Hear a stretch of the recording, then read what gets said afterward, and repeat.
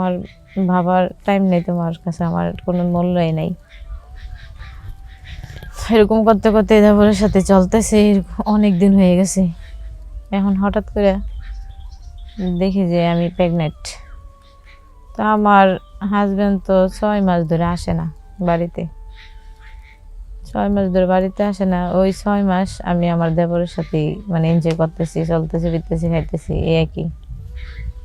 তো ওই 6 মাসের ধরে আমার হাজব্যান্ড আসে না, আমারও মানে আমি বাচ্চা আমারও 6 মাস, 6 মাসের বাচ্চা আমার পেটে, প্রেগনেন্ট আমি। তো বুঝতেছি না কি করবো। এটা তো আর শাশুড়ির কাছে বলতে পারি না, শাশুড়ির কাছে বললে শাশুড়ি বলবো যে আমার পোলা থাকে না 6 মাস বাড়িতে, তুমি আবার প্রেগনেন্ট হোক কিবনে। তো কি করবো, ওইটা ভাইবা চিন্তা, অনেক ভাইবা চিন্তা আমার দেবরের বললাম যে দেখো তোমার সাথে তো আমার অনেকবারই অনেক কিছু হয়েছে, তো এখন মানে হঠাৎ করে আমি প্রেগনেন্ট হয়ে গেছি, এই কথাটা তো আমি তোমার ভাইয়েরও বলতে পারি না, তোমার মারও বলতে পারি না। তো এটা কোন মুখ নিয়ে বলবো? যদি তোমার ভাই বাড়িতে থাকতো তাহলে আমি বলতে পারতাম যে এটা তোমার ভাইয়ের বাচ্চা। এখন তো তোমার ভাই বাড়িতে নাই, ভাই তো তোমার 6 মাস ধরে বাড়িতে নাই, 6 মাস পর পরে একবার আসে, আসলে নাইলে নাই। তোমার দেবর বলতেছে কয় যে যেটা হোক তুমি ম্যানেজ করো। এটা একটা কথা বললো, আমি আবার কিভাবে ম্যানেজ করব? তুমি স্বীকার করো যেটা তোমার বাচ্চা, সমস্যা কি? এখনের মধ্যে তো এসব হয়। তোমার ভাই যদি অস্বীকার করে তাহলে তুমি আমার বিয়ে করো, তুমি নিয়ে সংসার করো। আসসালামু আলাইকুম, আমি কাকুলি আক্তার। আমার বাসা হলো মিরপুর। তো আপনাদের কাছে উপস্থিত কিছু কথা বলার জন্য দয়া করে মনোযোগ সহকারে শুনবেন। কথাটা হলো যে আমার বাবা মা আমাকে বিয়ে দিয়েছে। আমার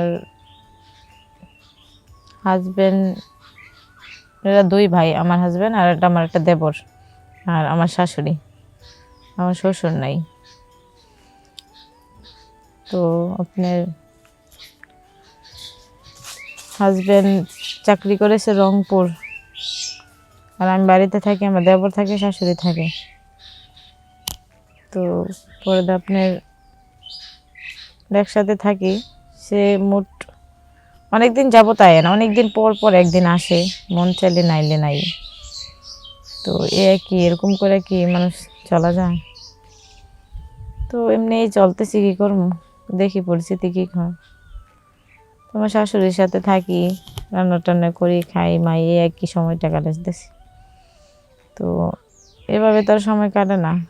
মানুষের সবারই তো একটা মন মানসিকতা আছে। জামাইরে বললি যে তুমি আসো, আমার এখন সময় না, আমি কাজ করি, সারাক্ষণ কাজ নিয়ে ব্যস্ত থাকে। যে বউ কি করলো না করলো এগুলোর খবর নাই। ওইটা বোঝে না যে বউর তো একটা শারীরিক চাহিদা আছে, একটা মন বলতে কিছু আছে, ওইটা নিয়ে ভাবে না, সে শুধু তার কাজ নিয়ে থাকে।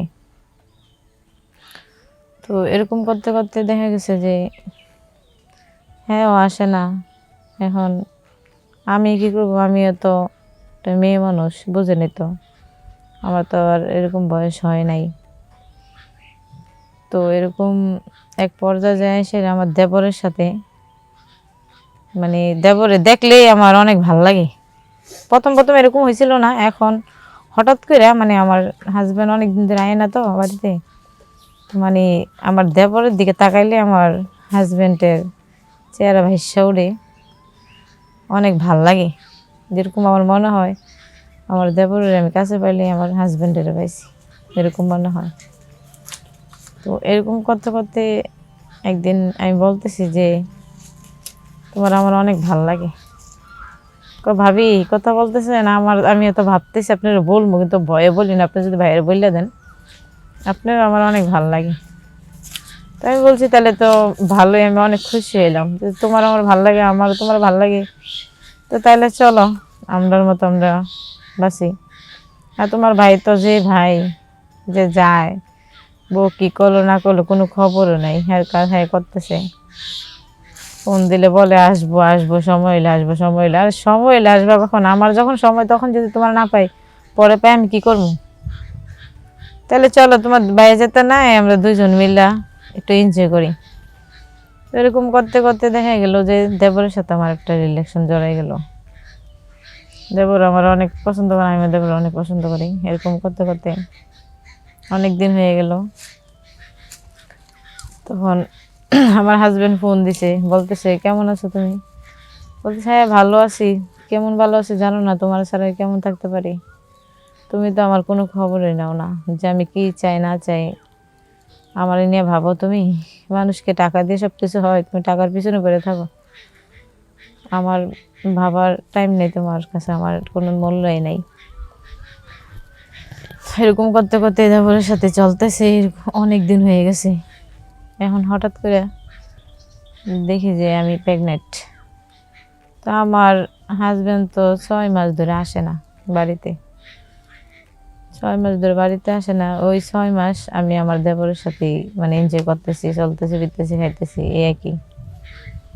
তো ওই 6 মাসের ধরে আমার হাজবেন্ড আসে না, আমারও মানে আমি বাচ্চা এবং আমারও 6 মাস, 6 মাসের বাচ্চা আমার পেটে, প্রেগনেন্ট আমি। তো বুঝতেছি না কি করবো। এটা তো আর শাশুড়ির কাছে বলতে পারি না। শাশুড়ির কাছে বললে শাশুড়ি বলবো যে আমার পোলা থাকে না 6 মাস বাড়িতে, তুমি আবার প্রেগনেন্টও কিবনে। তো কি করবো, ওইটা ভাইবা চিন্তা, অনেক ভাইবা চিন্তা আমার দেবরের বললাম যে দেখো তোমার সাথে তো আমার অনেকবারই অনেক কিছু হয়েছে। তো এখন মানে হঠাৎ করে আমি প্রেগনেন্ট হয়ে গেছি, এই কথাটা তো আমি তোমার ভাইয়েরও বলতে পারি না, তোমার মারও বলতে পারি না। তো এটা কোন মুখ নিয়ে বলবো? যদি তোমার ভাই বাড়িতে থাকতো তাহলে আমি বলতে পারতাম যে এটা তোমার ভাইয়ের বাচ্চা। এখন তো তোমার ভাই বাড়িতে নেই, ভাই তো তোমার 6 মাস ধরে বাড়িতে নাই। 6 মাস পর পরে একবার আসে, আসলে নাইলে নাই। তোমার দেবর বলতেছে কয় যে যেটা হোক তুমি ম্যানেজ করো। এটা একটা কথা বললো, আমি আবার কিভাবে ম্যানেজ করব? তুমি স্বীকার করো যেটা তোমার বাচ্চা, সমস্যা কি? এখনের মধ্যে তো এসব হয়। তোমার ভাই যদি অস্বীকার করে তাহলে তুমি আমার বিয়ে করো, তুমি নিয়ে সংসার করো। সে কিছুতে রাজি হইতেছে না, কারণ আমার পক্ষে সম্ভব না। তো তখন আমি কি করব? তখন আমার হাজব্যান্ডের বলছি যে এরকম এরকম, তুমি তো আসো না, তোমার কত বলি আসো আসো, তুমি তো আমাকে নিয়ে ভাবোই না। এখন তো একটা মানে একটা এই সমস্যা হয়ে গেছে।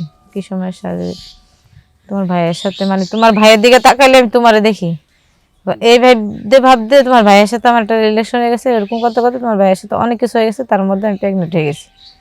এখন তো আমি কি করে যে তোমার বলি বুঝতেছি না, না বললে তো উপায় নেই। এই কথা শোনার পর বলতেছে কয় তাইলে তুই তো আমার ভাইয়ের সাথে এরকম করলে তুই তো আমার ভাইয়ের নিয়ে থাক, আমি এইখানেই থাকি। আর এটা কি কথা বলো? তুমি তো শুধু তো টাকার পিছনে পড়ে থাকো, আমার নিয়ে তো ভাবার টাইমই নেই। তুমি একবার কি চিন্তা করছো? আমার তো একটা ইচ্ছা বাবা আছে, আমার তো একটা শারীরিক চাহিদা আছে। তো আসলে বলতে কি, টাকা দিয়ে সব কিছু হয় না। সবাই দেখি যে টাকার পিছনে পড়ে থাকে, টাকা দিয়ে কি সব কিছু সমাধান হয়? যেরকম আমার হাজবেন্ড তো যে রংপুর থাকে, 6 মাসে একবার আসে নাইলে নাই। একবার তো ভাবে না যে আমার বড় তো একটা চাহিদা আছে। তো আমার যে চাহিদাটা আমি এটা কারে দিয়ে পূরণ করি? দেবর দেখলাম, দেবর আসলে মানুষকে এখন নিজের চাহিদা পূরণ করতে চায় সেরা। এখন দেখা গেছে যে হাজবেন্ডও হারালাম, দেবর বলতেছে এই পাপের ভাগিদার হ্যাঁ নিত না, কারণ আমার পক্ষে সম্ভব না। স্বামী বলতেছে আমি তোমার নিয়ে খাইতাম না। এখন আমি কি করি? আমি যে কোথায় যাই আমি বুঝতেছি না, কিছু মাথায় কিছু কাজ করতেছে না। তো অন্যের ফসল নিয়ে আমি এখন পাগলের মতো ঘুরি। তো এ আর কি, যে নিজের শারীরিক চাহিদা পূরণ করতে যায় যে আমরা মেয়েরা যে মাঝে মধ্যে ভুল কাজগুলো করি, এইগুলা কিন্তু আসলে ঠিক না। ধৈর্য মহত্তর গুণ, ঠিক আছে? ধৈর্য ধরে থাকো, ধৈর্যর ফল অনেক মিষ্টি হয়। তো সকল বোনেরা বলতেছি যে আমি যে কাজ করছি, ঠিক আছে, এরকম ভুল নিজের শারীরিক চাহিদা পূরণ করতে যায় তোমরা এরকম ভুল কেউ করো না। এই আর কি। তো সকলে ভালো থাকবেন। আসসালামু আলাইকুম।